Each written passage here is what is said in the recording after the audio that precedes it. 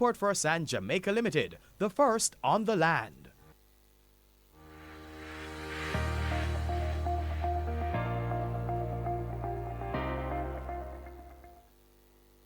It is now time for FirstSt in the Field, real issues, real solutions. And this morning we are giving you part two of the importance of soil analysis in agriculture. We did have the first part of this special focus on the importance of soil analysis at the start of the month.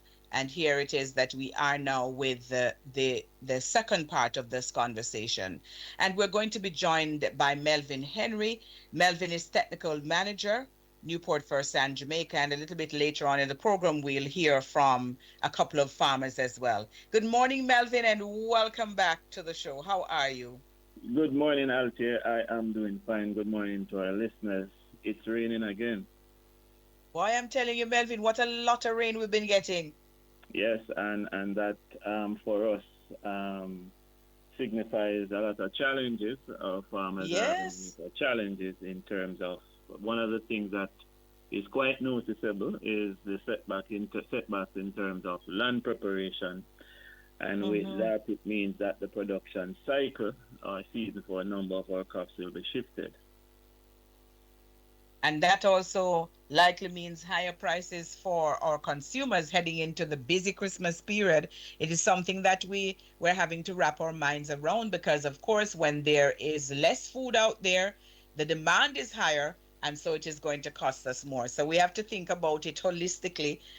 Rain impacts not just our farmers and their ability to produce, but also it means that we are having to pay more for the food that they are able to produce. So Melvin, boy, I tell you, it has been a very difficult period for not just the farmers, but for the consumers as well. All right, but the last time that you were on, we did touch on the importance of the soil itself. And that is where I want to revisit, do a little bit of a recap. How important is soil for overall food production worldwide? Okay, so in our last program, we looked at the fact that globally, approximately 90% of the world's food production takes place within our soils. And the need to understand what the status and the likely changes within our soils are is something that we cannot overemphasize. The fact out here that 95% of our food production takes place in soils actually underscores the need for us to take the necessary steps to ensure that our soils are as healthy as they can be. And whilst we talk about 95% from a global standpoint, if we were to cast the attention locally, Jamaica, our situation is totally different. We're not up to 5% of our food production taking place in other medium that is not the soil. So more than 90, I would probably say we're not even up to 1% in terms of other production systems that we're utilizing locally. And what it therefore means, since food production and food security is at stake, it is therefore more important, and it gives more reason for us to have a greater understanding and tracking of what is happening with our soils and to see how best we can maintain and sustain the quality and the health status of our soil so that we can, in turn, ensure that food security is taken care of. So if we look at the approach that is employed to maintain human health, we will see that periodically your physician, your doctor might ask you to have some tests done. And this is in effect trying to unearth or to see what is happening even beyond what the natural eyes can see. And this is normally for two reasons. You really want to intervene either to maintain the health of the body or to take the necessary steps to address any unhealthy conditions or concerns that a test reveals. And so it is, Althea, in like manner, we want to emphasize, and we continue to emphasize, that at Newport-Fersan, we facilitate and we encourage a similar approach as it relates to producing food for our people. We want to ensure that in terms of not just aiming at maximizing yields, getting the best possible returns in terms of how your farm produces, but we also want to ensure that we can produce today, produce tomorrow, and successive generations are able to produce. And part and parcel of that is where we have to periodically focus on having our soils tested to ensure that we know what is happening within our soils, and we're taking the necessary steps to ensure that we maintain our soils in the best possible shape to facilitate this more than 99% of the food production that we have going in our soils. Okay. Now, I think it can be acknowledged that you have benchmarked this whole issue of soil testing and sampling in Jamaica, and clearly that was intentional on the part of your organization, because what it allowed you to do is to be very precise in terms of the recommendations that you make for the farmers once that is done. Have our farmers, though, been utilizing the opportunity to get the samples done, or would you like to see significantly larger numbers of them undertaking soil sampling and testing? Yeah, so I would start by saluting a large number of our farmers who have, as you would say, turned the corner, taken the initiative to ensure that the testing is done as a precursor, as a first step of getting into any commercial production. And as I said before, I salute them. It's a large number. The number continues to grow. The more individuals engaged in the practice, seeing the results, spreading the word, we are seeing where more and more persons are subscribing to that approach.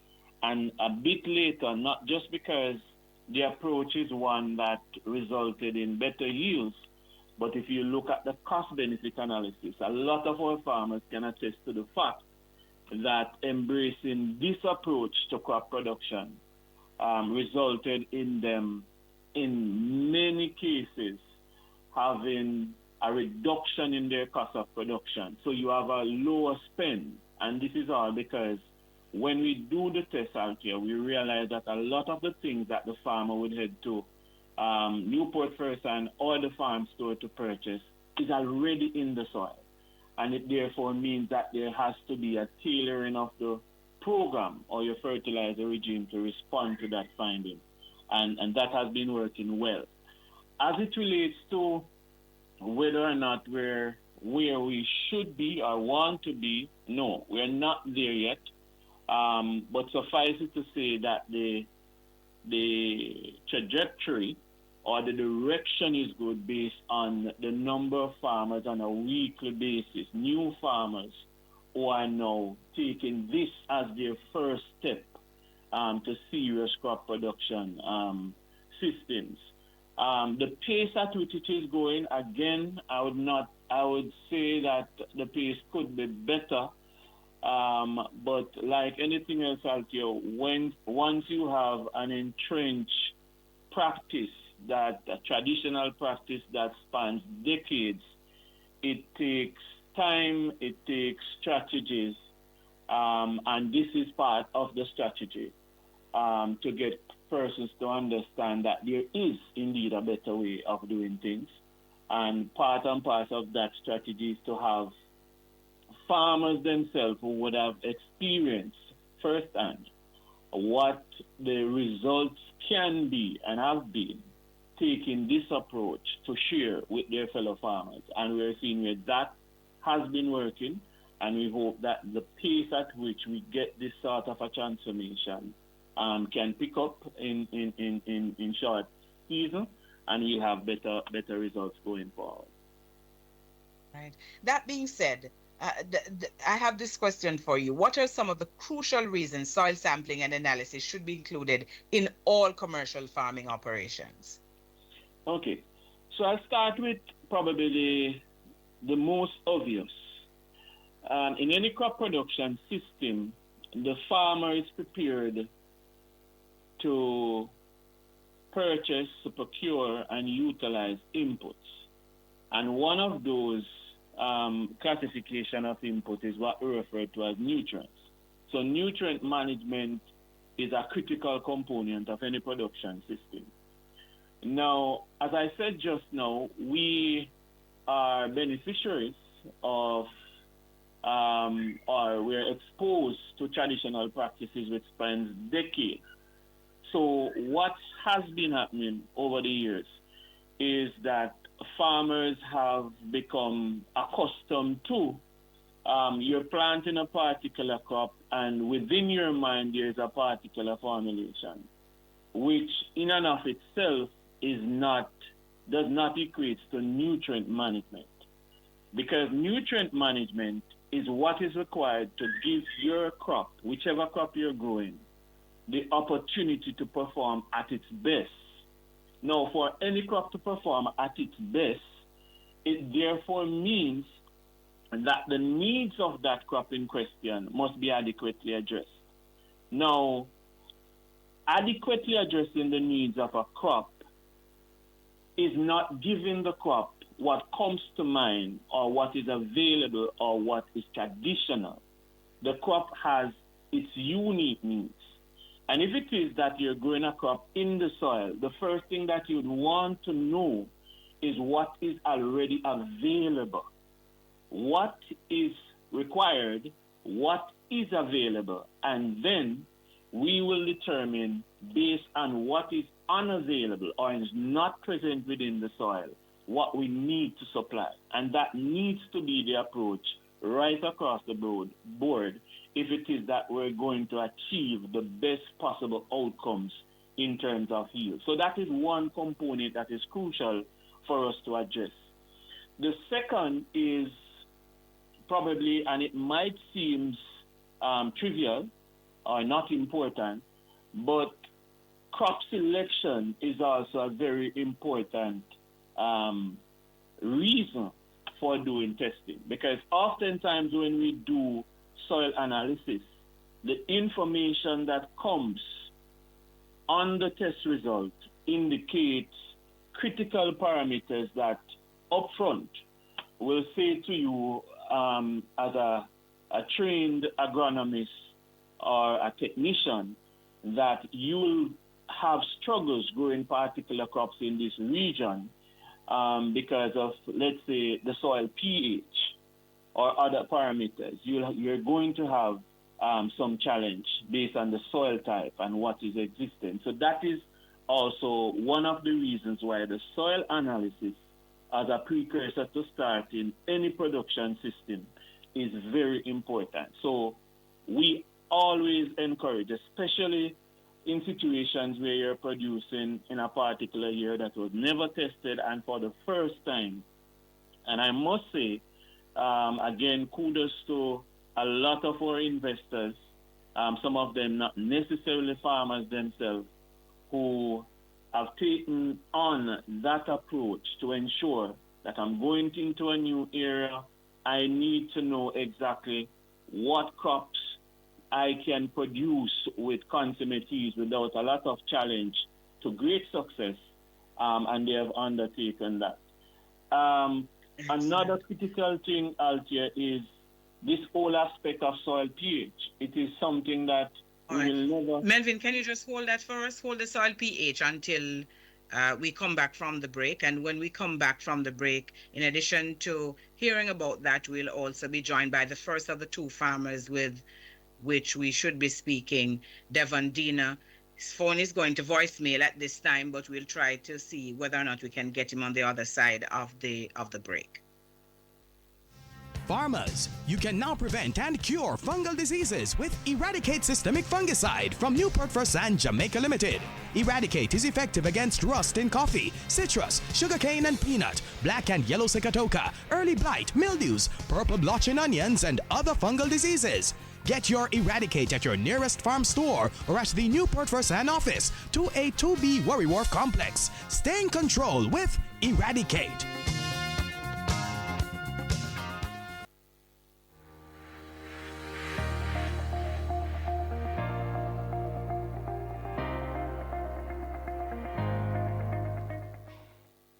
All right, so ahead of the break, I had asked Melvin Henry about the whole issue of the crucial reasons soil sampling and analysis should be included in all commercial farming operations. He pointed out nutrient management, crop selection, and he was just about to tell us about soil health assessment before we had to take the break. Melvin, let us pick up there.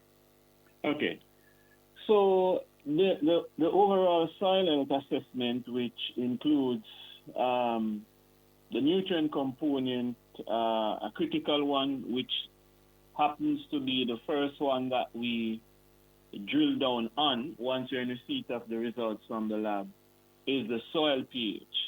And the reason for this, and this is something that we continue to drive home, that if the pH of the soil is not within the range that it should be, the application of fertilizer, the addition of nutrients, will give you no additional value in terms of the response by the crop. So you could very well be applying fertilizers, nutrients, as you see fit, but without us addressing the soil pH, which might be, and oftentimes based on where we are as a country, is out of the ideal range. You apply the nutrients, and that nutrient is not available to the plant. So it must be understood that nutrient applied to the field is not the nutrient that benefits the farmer. Nutrients applied to the field that makes its way into the system of the plant is the nutrient that has the potential to benefit the farmer.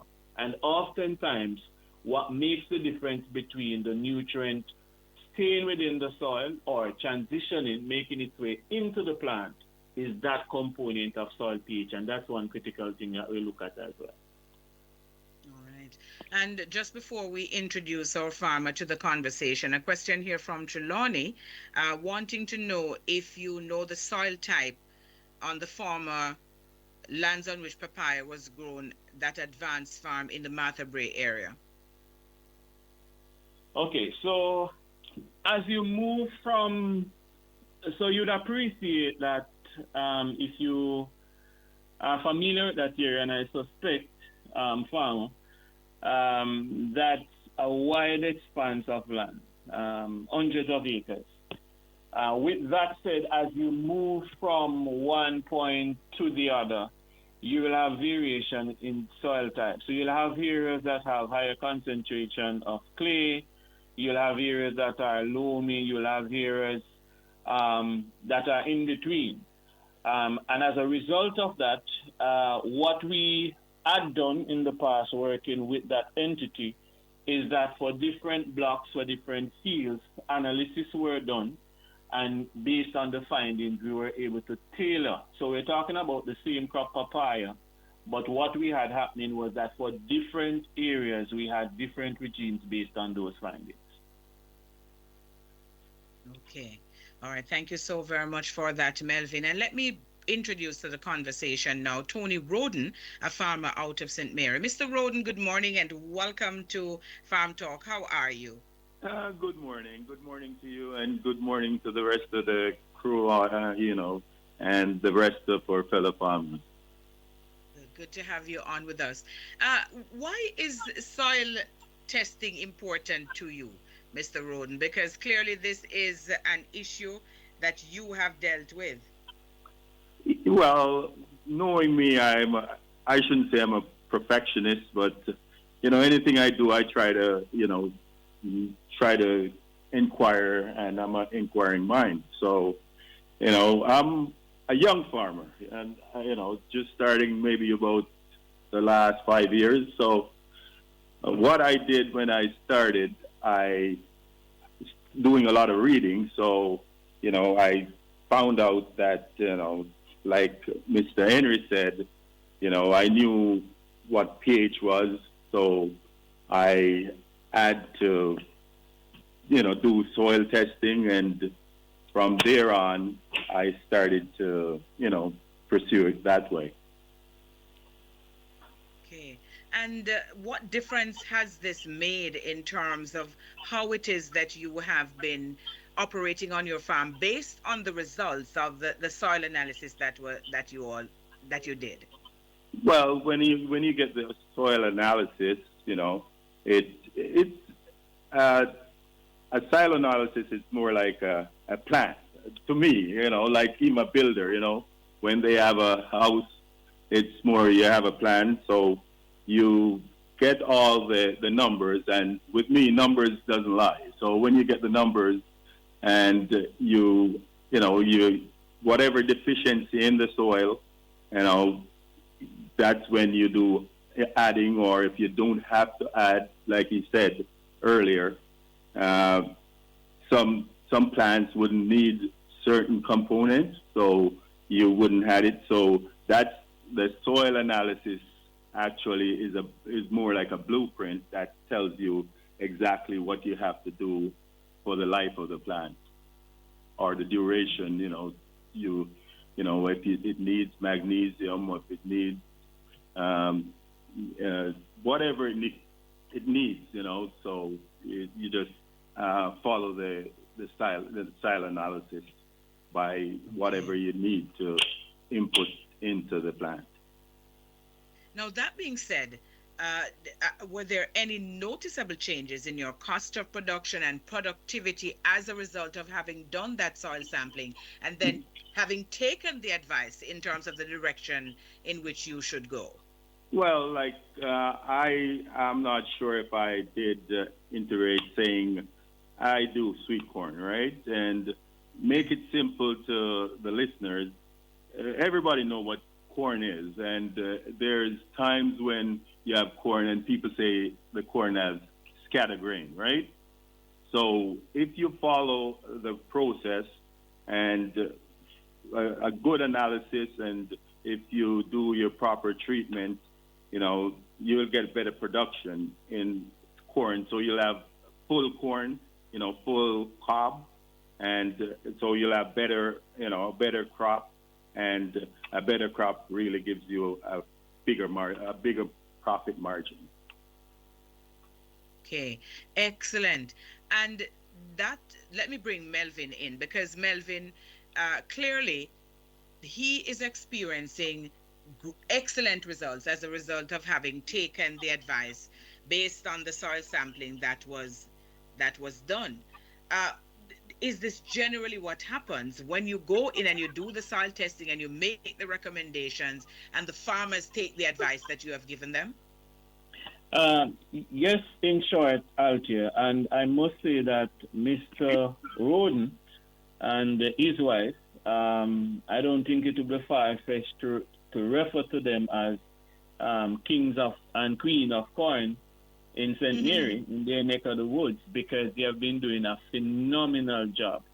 And let me emphasize that you made mention of the fact just now, Altia, that doing the intervention where it starts at the sampling, designing the program, but you closed your conversation just now before I came in by saying the farmer implementing as guide. And this is one thing about this family that we certainly admire, is that they adhere to guide to the T. And as a result of that, because any deviation from the protocol or the guide that is given is a breach. And once there's a breach, your results are not guaranteed to be as they should. So that is one thing I must commend this family for. And as you rightly said, Altia, once the intervention is done and it is implemented as instructed, then the outcomes are phenomenal. Okay, excellent. And let me just come back to Mr. Rhoden, what word of advice would you offer to your fellow farmers on the topic of soil analysis and the use of the special fertilizer recommendation, having done the analysis?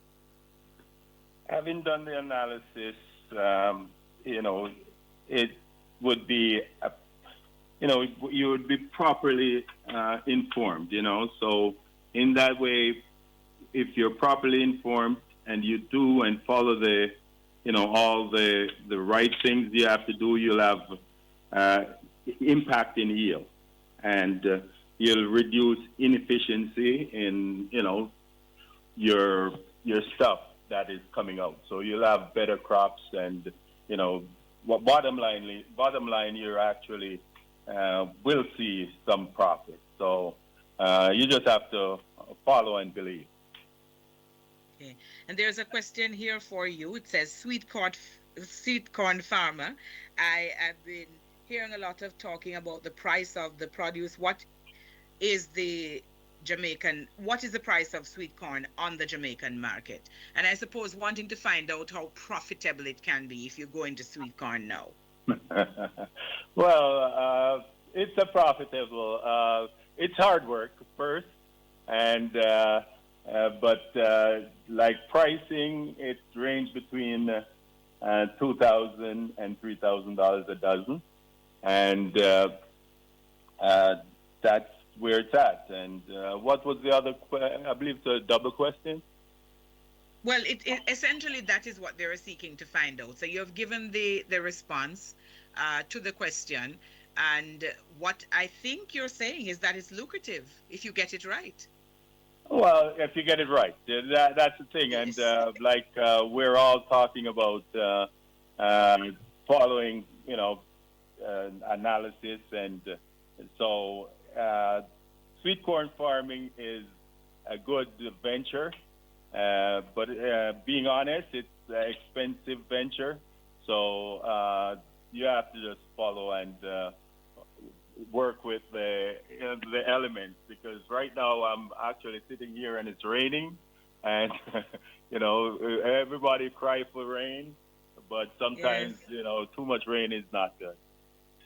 Oh boy, I tell you. So if it ain't one thing, it's another. But I know you're going to continue to press on, and you're going to continue to get excellent results because you're going to follow the advice that you receive. Mr. Rhoden, a pleasure speaking with you, and I'm looking forward to more conversation with you. Yes, and thank you very much. And, you're welcome. One of these mornings I'll fall on your expertise in terms of growing sweet corn, because I think farmers would benefit from the advice. Okay, thank you very much. All right, take care. Okay, and we, having concluded our conversation with Tony Rhoden, we're going to take the break, and then when we come back, we do have some other issues that we want to raise with Melvin.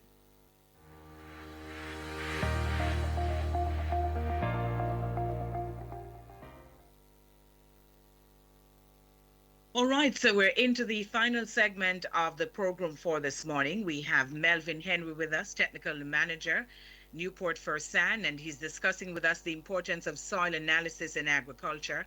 You'd have heard from Tony Rhoden just ahead of the break, and of course, he is reaping great success from having followed the advice that he received from Newport-Fersan, Jamaica, based on the soil sampling and analysis that was done on his farm. And he's a sweet corn farmer, enjoying success because, of course, he has taken the advice. Now, Melvin, I just want to go back to a couple of issues in terms of that soil pH and why it is important for us to follow the information, or do our farming based on the information that you get from the soil testing and analysis.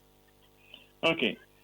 So where pH is concerned, the fact is that the soil pH has the potential to, and it does determine whether or not nutrients applied to the soil is actually becomes bioavailable, or is able to make that transition from soil within the system of the plant.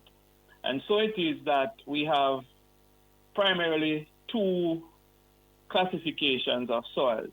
they can either be acidic, well, 3, acidic, meaning that on the pH scale that ranges from 0 to 14, anything that falls below 7, which is neutral, as you go from 7 downwards to 0, you become increasingly acidic. And from 7 to 14, that's where we classify it as you becoming increasingly alkaline. Yeah, and pretty much what that means is crops normally utilizes 2 different categories of nutrients, macronutrients and micronutrients. Your micronutrients are most available under acidic conditions, and your macronutrients are mostly on the alkaline, slightly alkaline side. Now, if it is that you have a soil pH that, let's say, at a 3.7, that we would have witnessed, for example, in places like Ginger Hill, how does that affect a farmer? What it means is that if you apply nitrogen, phosphorus, potassium, magnesium in a soil pH that is 3.7, it means that that nutrient will stay within the soil and you will see deficiencies and poor growth and production of your crop. What do we do at Newport-Fersan? Once the soil test returns and we notice that the soil pH falls outside of that ideal range, which is between 5.5 and a 6.8, what we do is to take the necessary steps to first address the existing 3.7. To address this 3.7, we have a calcium carbonate-based product known as calcifersan. And what we do is to apply this product, and essentially what it does, it increases the pH from that 3.7 upwards, heading towards a 5.5, where all of your nutrients applied will now become available to the plant for growth and development. And that is why oftentimes farmers will notice that they're applying fertilizers, but there are no net change in terms of the appearance, the growth, and the productivity of the crop, because there's one factor that is at play that was not adequately addressed, and that is the soil pH. Mm-hmm. And that really is the crux of the matter. That is what is critical in this dynamic, Melvin. What encouragement do you offer to farmers about this process going forward? Given everything that you know now, we have these climatic changes that the farmers are having to deal with. At one time, it is very dry. We went through an extended period of drought. We're now facing some very wet conditions. Does this impact the issue of soil sampling? Of course, without question, it also emphasizes or put more weight on the conversation with the frequency of rains, bearing in mind that the status of, let's say, our nutrient elements, essential nutrients required for plant growth in our soils, fluctuates between 3 different categories. Deficiency, meaning that there is not inadequate supply. Sufficiency, you're okay, your plant will thrive and you'll have a good crop. Or toxicity, where the nutrient elements exist in quantities that could impact the overall well-being of the crop. And for ease of reference, and those who have the opportunity to document, you can go ahead and write. I'll share with you an example here and listeners. Recently, we did a soil analysis for a farmer. This is one farmer, and we did 2 soil analysis on his property. 2 soil analysis because we observed upon a recce, traveling, walking the premises, the property, that there were some variations. When the results came back, and I'm just going to zoom in on one nutrient element. For one of the samples, sample number 1, the reading for phosphorus was 4, and the classification of 4 on the result is very low. For sample number 2, the reading was 151 parts per million. And the classification for 151 is very high. Now a difference of 147 ppm. Now, when we asked the farmer what was his traditional approach or his practice attending to his crop, applying fertilizers, this farmer indicated that 14-28-14 was his initial go-to, then 15-5-35. Now, if you look at it, even without any deep diving, if you're using the same blend of fertilizer, and in his case, 14-28-14, on a soil that has a very low ppm of 4 and one at 151, simply and straightforward, this must be a cause for concern. Because clearly, the one with the 151 finding has no need for the addition of any phosphorus. So any phosphorus applied by this farmer would have been a waste and an addition of nutrients that would give him no net return of his outcome.